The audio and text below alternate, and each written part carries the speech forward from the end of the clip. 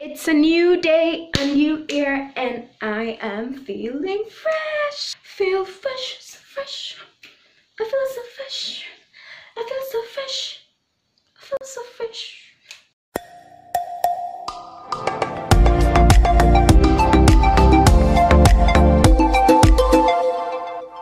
What's up, guys? Happy New Year, guys. It's great to see you guys in 2019, and you know what that means in this context. Another chance, another many chances to bring you good vibes and hope to bring you joy and value into your life. It's great to see you guys, and really thank God for life. I spent Christmas and that week where I really don't know what's going on and what time it is and what day of the week it is and everything. Spent half of that week in Meru, and it was really good. Guys, Meru is worth a road trip. If you've never been to Meru, it's so beautiful. I think with the infrastructure and everything, some pretty places are now even more accessible, so it's worth a drive if you like road trips like myself. But now for me, it's my ultra, so I'm just highlighting at anybody who likes road trips like myself. It's worth the road trip. And if you want to go to Meru, I can hook you up with a nice place for Nyama, nice place to go chill and see the river and the waterfall. There's a waterfall in there really deep. Yeah, so that's like a 3-4 hour drive, yeah, depending on your speed. 2018 was a handful for me, and I'll tell you why in a bit.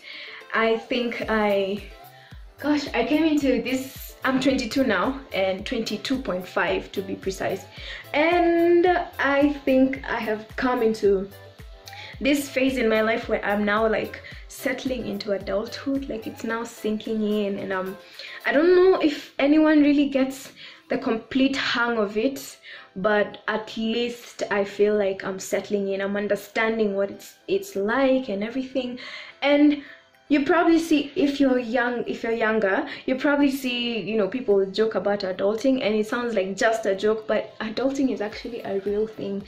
And 2018 for me, I feel, was that year where it started to slowly sink in 2017, but 2018 it really came at me. You know, like when T'Challa, Black Panther, was like, I never freeze, and seconds later, boo, it hits him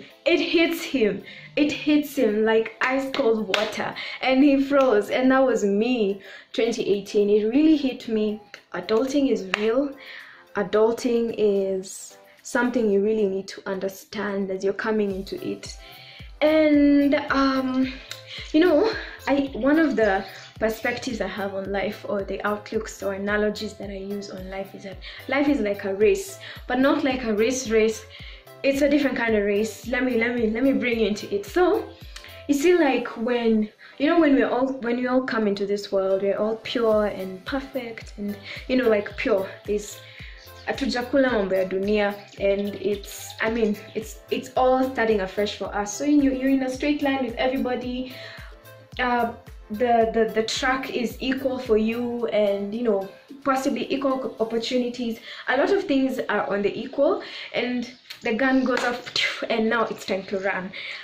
So there's this first phase of the race, which is like, analogically, it's like high school, primary school, teenagehood, adolescence, that whole phase where there's a little bit of some, like, if you're racing, if you know some, of course you know some of the people who are racing because you have friends, you have family, and you're like, wait for me, oh, I need to tie my shoelace, wait for me, oh, let's go together, oh, if you win, I win, if I win, you win. There's that vibe for, hey, we're together in this.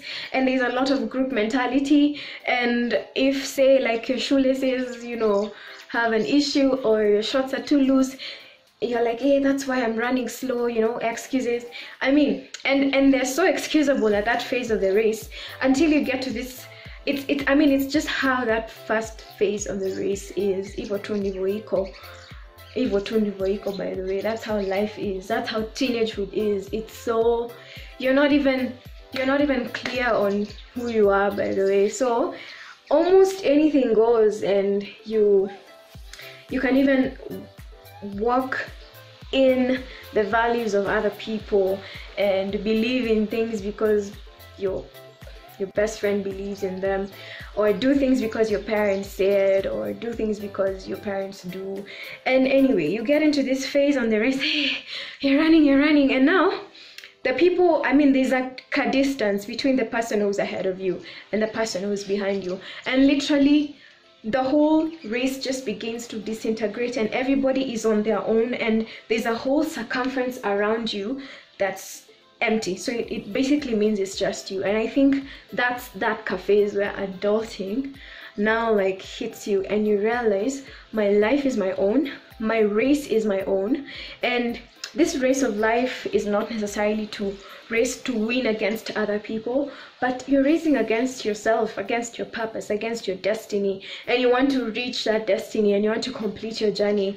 And it really hits you, by the way, it really hits you that these people around me cheering, some of them are not actually cheering me, they're cheering the other person. So just because they're shouting doesn't mean they're screaming for me.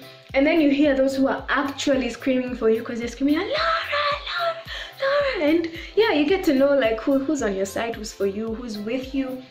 And then you also get to even hear the people who are like, Sasa, who's she? Sasa, what does she think she's doing? Who does she think she is? You know, you hear the bad vibes.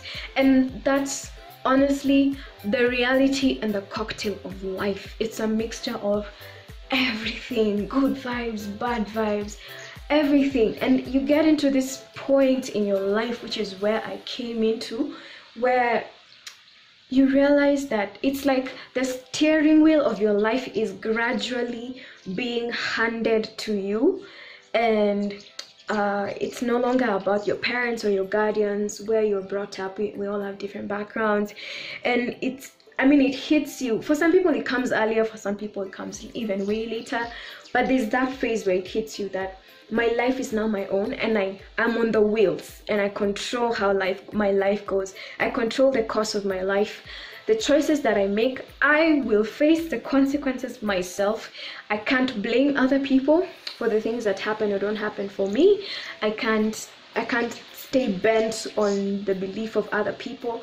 I have to create a belief system of my own. That's the point you begin to like really own your salvation, really own your beliefs and values. You build your beliefs and values, and now you begin to like take shape so that you can now run this race on your own and dictate, even if because you see, now again, it's not like life is individualistic, but it's not like entirely individualistic. There's a part of life that entails networking and working with other people and everything, but even that networking, you make the choices on who to network with, because no one owes you anything, you don't owe anyone anything.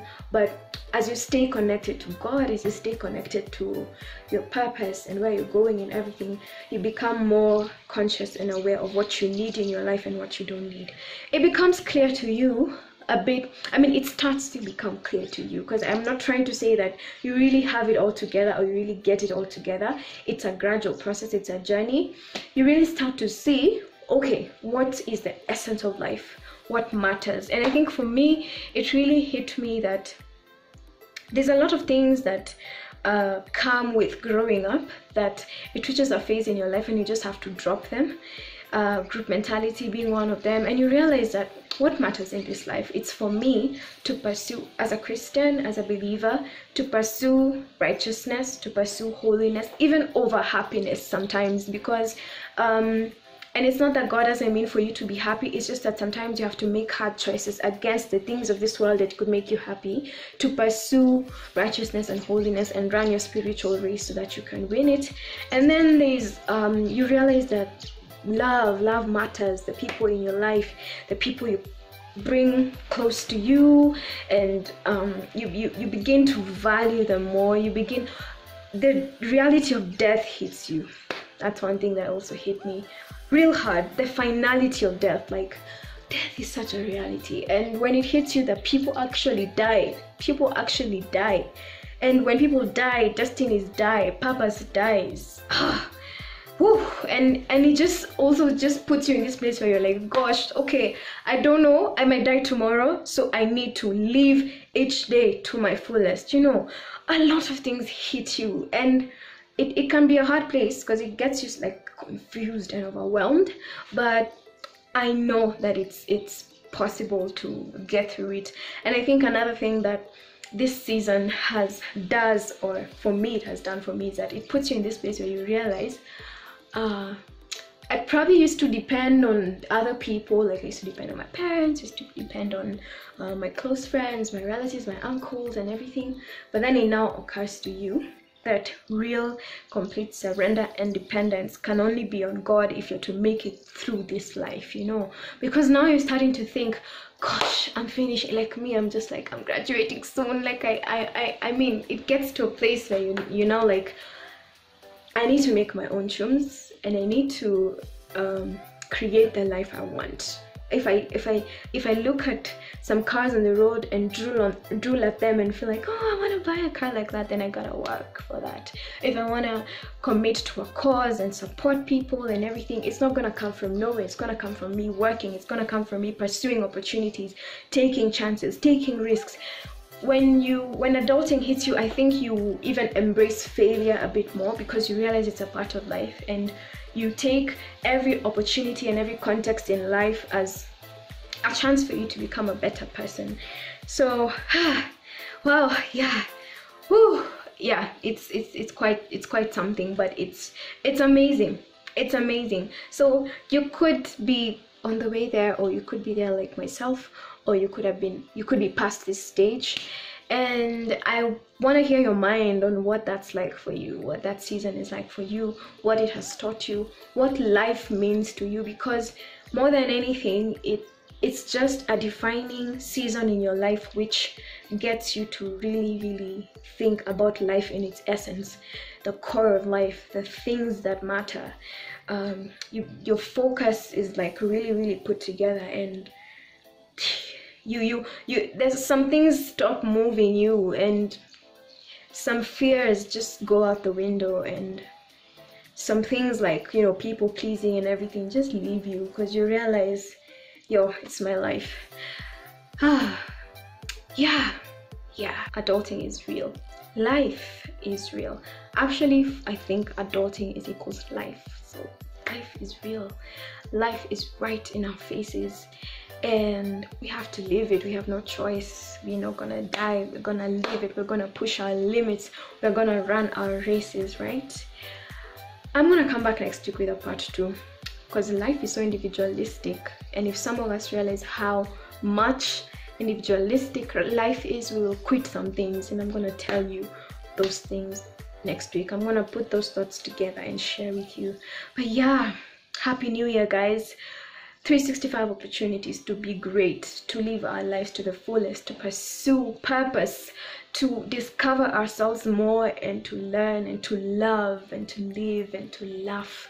So yeah, I wish you all the desires of your heart according to God's will. May they be yours. May joy be yours. And I pray that, I mean, as we journey through this thing called life together, even on this channel, you're welcome to vibe with me, and I'm gonna keep on sharing good vibes and stuff. But yeah, I'm gonna see you next week. One love. God bless you. All right, subscribe, and I'm gonna see you next week.